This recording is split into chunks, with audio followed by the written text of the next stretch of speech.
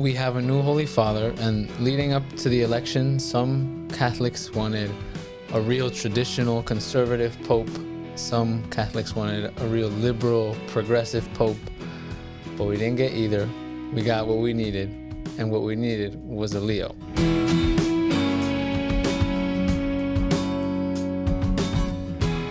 Welcome back to the Paul Street Journal. Today we're going to be talking about Pope Leo XIV, recently elected as Holy Father of the Catholic Church. And we're going to be talking about why we needed a Leo and what our podcast, the Paul Street Journal, has had to offer for us learning about why Leo XIV chose the name Leo. So what we've talked about a lot is how Catholic social teaching, which our podcast touches on, is kind of ignored among Catholics, not well known. Some people call it a well-kept secret of some kind. But today, Leo brings Catholic social teaching, with his choosing of the name Leo XIV, to the forefront of the minds of Catholics and of the world. Brian, before the election, you asked people what name they thought the Holy Father would choose, or they wanted the Holy Father to choose. And what did you think? Yeah, so about a week before the election, I posted something on Facebook. Do you want a Francis II? Do you want a John Paul III? Do you want a Leo XIV? Mm-hmm. Or do you want something else? So people would post all over, all kinds of things. We got some Alberts, some Gregories, a lot of JP3s, a lot of Francis IIs. And then I said, I want a Leo XIV, and here's why. So this episode is going to talk about why, and it turns out that I got what I prayed for. Mm-hmm. Thank God. Yeah. You didn't bet money on it. No, I don't think that's allowed. Yeah. It was a prayer, which is an important difference. Yeah, it was not a prediction. It was a prayer. I do think that the time that we live in is a lot like the time of Leo XIII. And our entire podcast has been dedicated to Catholic social teaching on economics. The economy of today is eerily similar to the economy and to the social situation, the social question that Pope Leo XIII encountered in the late 1800s. So what we need is a Leo XIV, and that's what we got. The Holy Spirit is hard to discern, but it seems that God is guiding the church in giving us a leader who could help guide the world in the direction it needs to go in the situation that we're in right now. Mm-hmm. So you think the situation that we're in today is much like the situation Pope Leo XIII was in the late 1800s. So what was the situation in that time? All right. So what I would recommend if you want to go into the depths of that time is take a look at our episode, click on the link above, called Rerum Novarum. That was written by Pope Leo XIII in 1891, and it gives the details. But just to fly through the details for today's sake, late 1800s, we were in the middle of a tech revolution. Trains, steamships, all this new sort of industrialization. There were major market disruptions. There were brand new economic models being proposed, such as capitalism and socialism. We were in the middle at that time of a political and social polarization. We had basically capital versus labor. Major wealth disparity. Very few rich people, many, many poor people. As a result of that, corporations were buying up a lot of the housing. People were leaving their agricultural properties and moving into cities and living as tenants. And home ownership became a thing of the past for many people. We experienced the beginnings of the rise of nationalism in the late 1800s, which ended up leading to the world wars. There were major military buildup and spending going on. Nations began to build up militaries as rivals against one another. There was a newfound and accelerated pace of skepticism in God. Less and less people going to church, being affected by the moral teachings of the church, and just kind of pursuing their own gain, thinking that that was the best thing for society as a whole sometimes. Major moral degeneracy.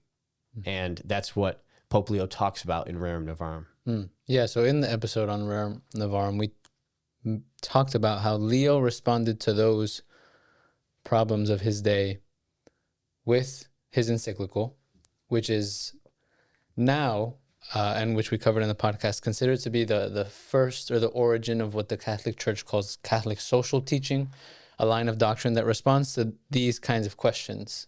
So we're about a century and a half away from that, or later than when Pope Leo was writing, but each pope since Pope Leo has built upon Catholic social teaching with their own encyclicals, which we've also covered, responding most of the time to any aggravations of the problems that Leo faced or making adjustments where they needed to be made. And in each of the Pope's encyclicals, we've kind of seen this thread that Catholic social teaching and responding to these social questions is intimately linked and an essential part of evangelization, of proclaiming the gospel. And the popes don't think this should be a side category of doctrine that no one knows about or pays attention to, but they constantly reiterate that it's essential. And we have a couple of quotes that I think are short but precise and really deliver that message. So one of the first, which was written by Pope John the 23rd, Mater et Magistra, which we have an episode on, which you can find. In paragraph 221 of his document, he says, "But today, more than ever, it is essential that this doctrine be known, assimilated, and put into effect in the form and manner that the different situations allow and demand. It is a difficult task indeed, yet a most noble one. To the performance of it, we call not only our sons and brothers scattered throughout the world, but also men of good will everywhere. We must reaffirm most strongly that this Catholic social doctrine is an integral part of the Christian conception of life." So very clear from Pope John. Another document that touches on the necessity of Catholic social teaching and evangelization is Gaudium et Spes, which we have an episode on.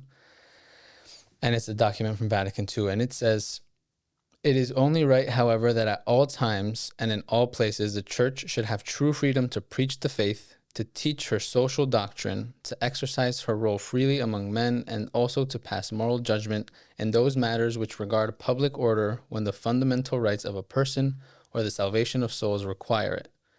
In this, she should make use of all the means, but only those which accord with the gospel and which correspond to the general good according to the diversity of times and circumstances."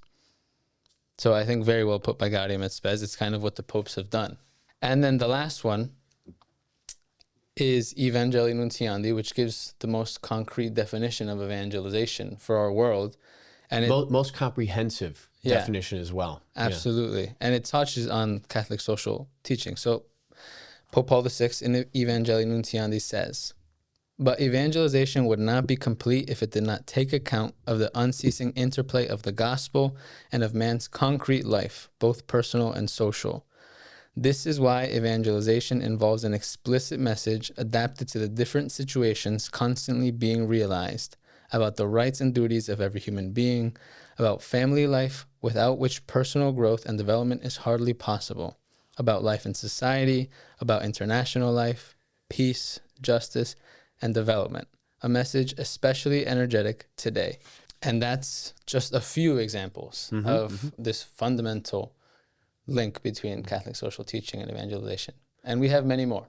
Yeah, and like you said, Freddie, each pope for the last 130 years or so has built upon Leo XIII's Catholic social teaching encyclical. These include popes that we've identified as maybe liberal, popes that we've identified as conservative, but honestly, they don't fit into either of the major U.S. political parties. They agree with some of these parties, sometimes disagree other times, but it stands apart from both of those parties. The Catholic social teaching provides principles, not policies. So it's more of an attitude of how to think and then how to work with these principles in the context of the complexity of so many different situations.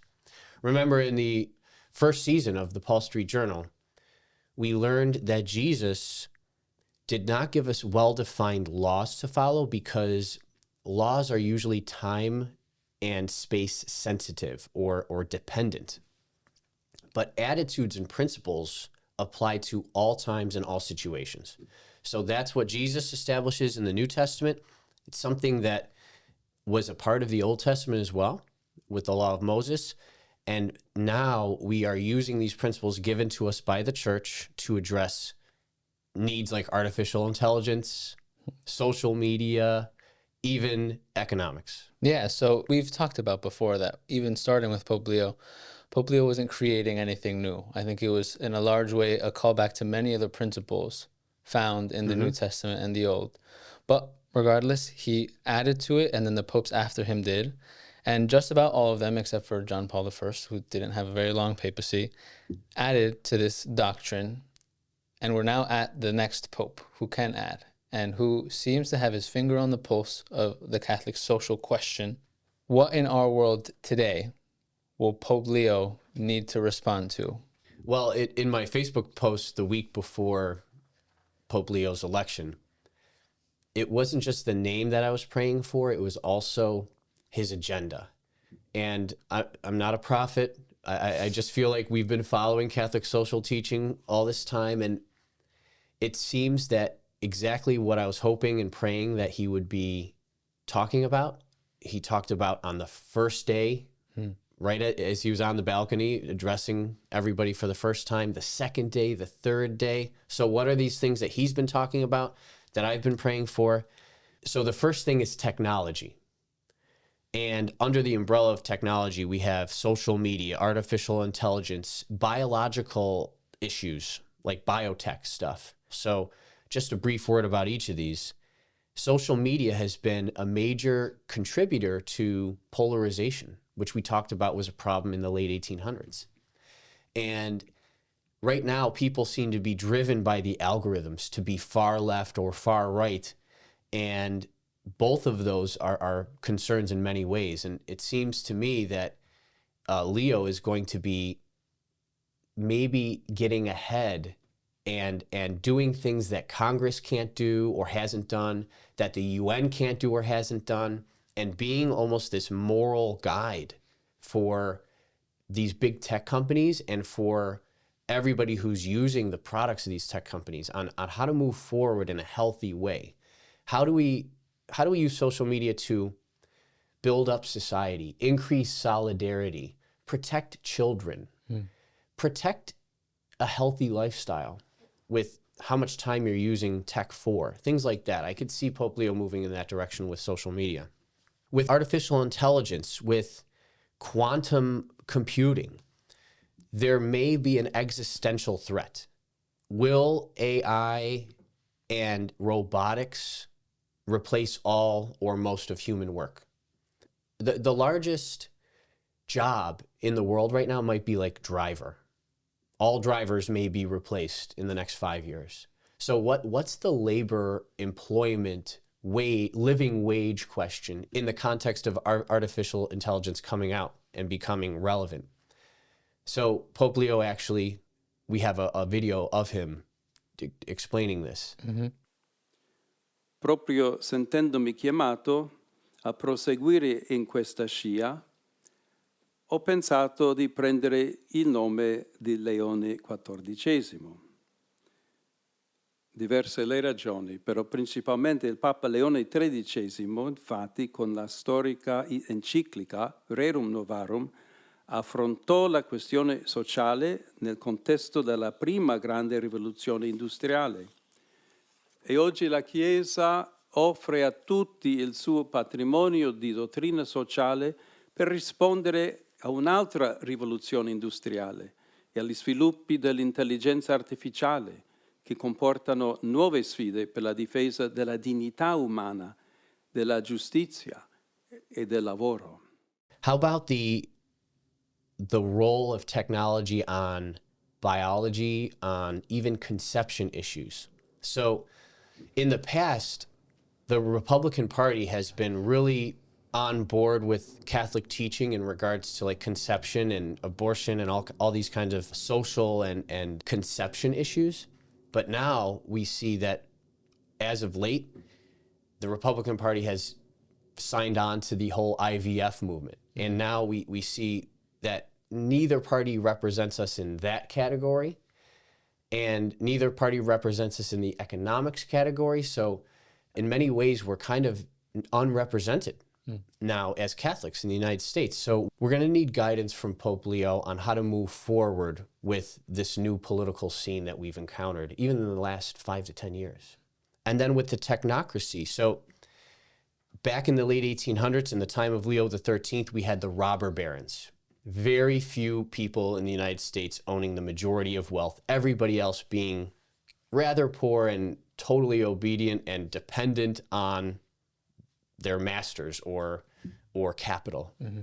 Where are we now? Well, we have the Mag 7, the Magnificent Seven, which are the 7 giant tech companies and the largest companies in the New York Stock Exchange. If you were to just take those 7 companies out, Deutsche Bank just did a study saying that those 7 companies alone would be the 2nd largest stock exchange in the world if they were taken away from the New York Stock Exchange. So the level, the magnitude of power concentrated in the hands of a few, it goes back to the late 1800s in one way. But in the late 1800s, these monopolies, they were just national issues in a small country that kind of didn't have a lot of global influence yet. But now we're talking about these companies having global impact. So it's kind of even a bigger issue right now. Mm-hmm. Yeah.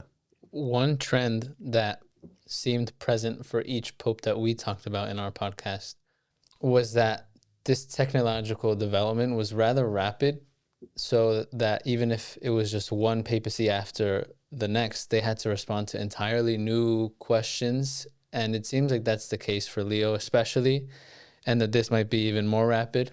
And what I do appreciate from Pope Leo, I think he's really sounding the alarm and trying to get everybody on the same page that this is a problem, because if not, we'll feel the consequences of this rapidly changing world, even if we don't feel them today. And I think that's what he's trying to tell us. I'm with you.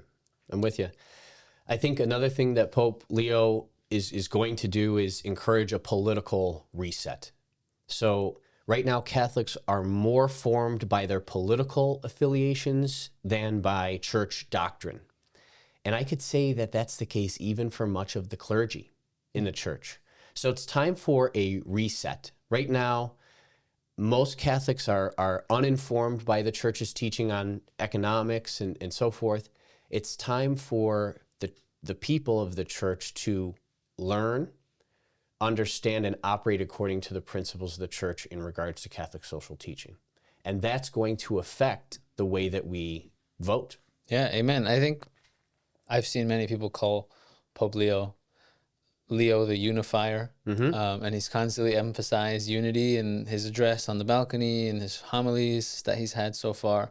It's going to shine especially in a political sphere, the call to unity. So I'm excited to see that too. I'm filled with hope in that regard. Yeah, absolutely. The next issue I think Leo will talk about is housing.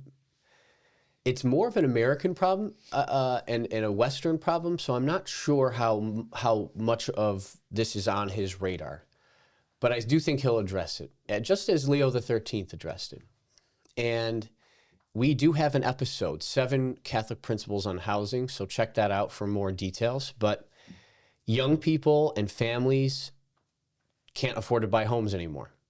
And nameless LLCs, which always, if you follow who owns each LLC, it all comes to like 3 companies. But basically, corporations are buying middle-class homes in cash, and entire generations of Americans are now tenants. Mm-hmm. And it's the opposite of subsidiarity and distributism. These Catholic principles that we're hoping are permeating our culture, our society. Mm-hmm. Basically, the opposite is happening right now. Yeah. And I, as a young person hoping to buy a home, feel the effects of this. My friends feel the effects of this. Yeah, it's probably less dire, seemingly less dire than it was in the late 1800s, because we've had pictures, and we might put a picture here of the terrible living situation, children crammed into the slums. Yeah, it's not that bad right now. Yeah. It's not that bad. But There's a major inventory shortage, which has to do with the appropriation of land. We talked about the appropriation of land in the Old Testament in the time of Joshua, right? And even in Gaudium et Spes, we still are talking about land appropriation, and we need to make sure that as a society, we are giving families the base to start a solid life with a solid oikonomia or household economy. And without owning your land and without owning your home, you're already off to a bad start. Right? Yeah, I'm sure this is also on his radar and will make its way into his solution and approach. Yeah, we shall see. We shall see. All right, next is nationalism. No surprise here. We see it all over the place, and it doesn't matter on what kind of government necessarily. We see it all over the world. There were plenty of problems with globalization, correct? Yes. And the popes have shared these concerns for decades, but the nationalism we see now is eerily similar to the late 1800s, where we saw military buildup in anticipation of the world wars. So the moral standard of building these weapons, especially artificial intelligence, autonomous weapons, is, well, we need to beat, as Americans, we need to beat China. And we can't let morals get in the way of us winning that race. So therefore, the ethic of weapons buildup is beat our enemy, which is the opposite of what Catholic social teaching says. Catholic social teaching, we could say this about all the popes, including John Paul II, right, including Pope Francis, finding ways to build friendships, relationships, solidarity with other countries. That's the path towards peace. This whole idea of building up a military for the sake of scaring the heck out of our enemy through military power and deterrence, that actually leads to war. So what most governments are doing right now is the opposite of what they should be doing. Yeah, and you mentioned this, the goal or the standard being we as Americans need to beat China, or China thinking the same about America. And we can't let morals get in the way. And I think that attitude is probably one of the biggest problems, that we can separate this dilemma from any moral standard. And as long as we win, it's okay that we broke a few moral codes or laws.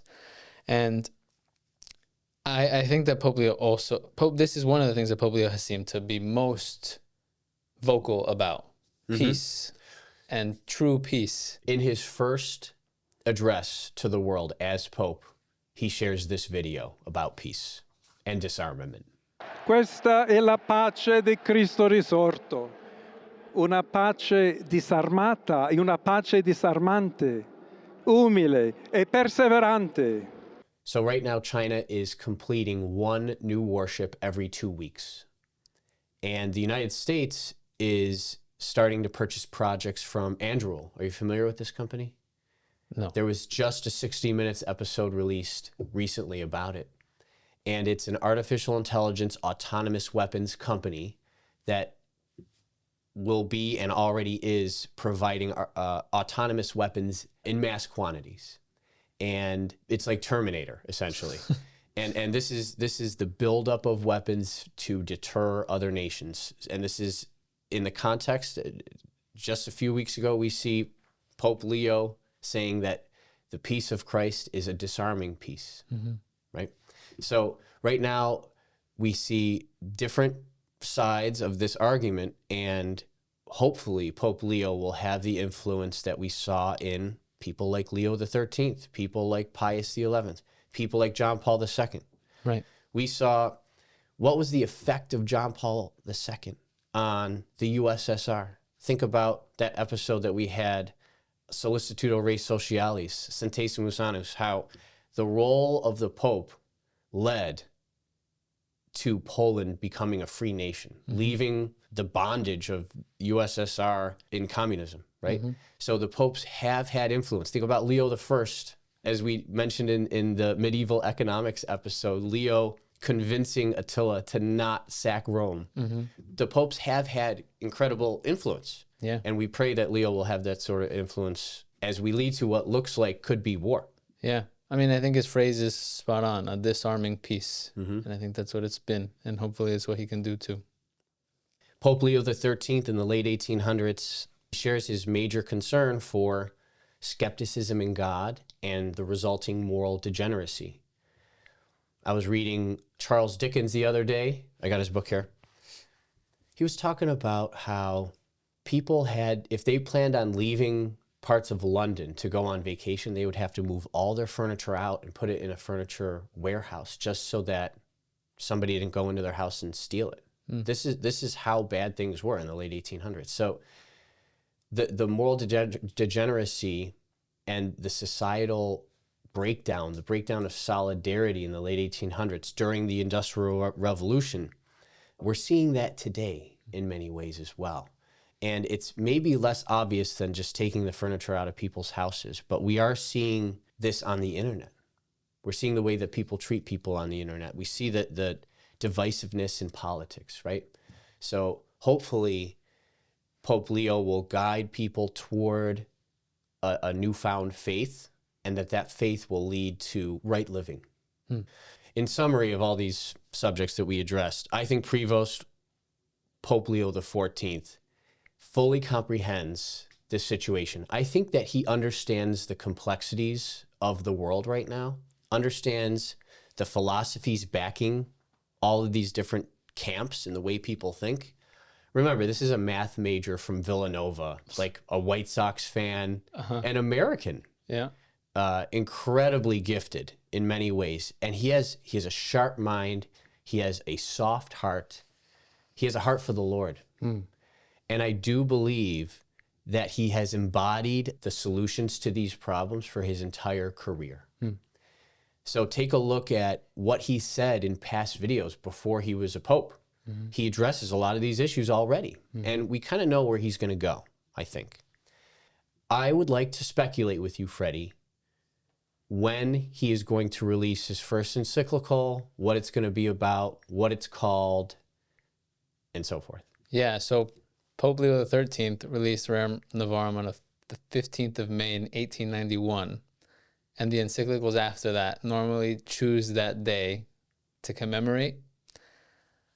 And it's normally a nice round number, like 40 or 100 or 70 or 80. Right.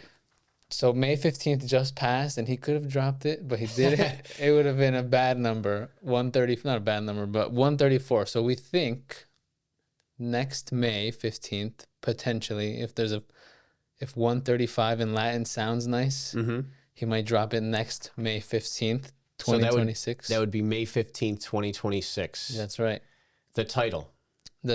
So we called Leo, Pope Leo, or people are calling him the Unifier. His motto. And his motto, the Augustinian motto of we are one. We are one. So we think it's going to have to do with unity, or in Unitate. Latin, unitatem or unitas, depending on what he decides to say, and certainly solidarity in connection to the unity. We think that he's going to cover practically what we covered today, hopefully, the issues that we talked about, and his solutions are what we're hoping to discover. What I do hope for Pope Leo, or as a result of his papacy, is that people do start taking Catholic social teaching seriously, that they elevate it to the level of doctrine that they see all other Catholic doctrine on. And the documents that we've read, and please check them out, because I think we do a thorough job of unpacking and making them at least understandable. They really make it clear that Catholic social teaching is, like we've mentioned, linked to our Christian life, linked to evangelization. Yeah.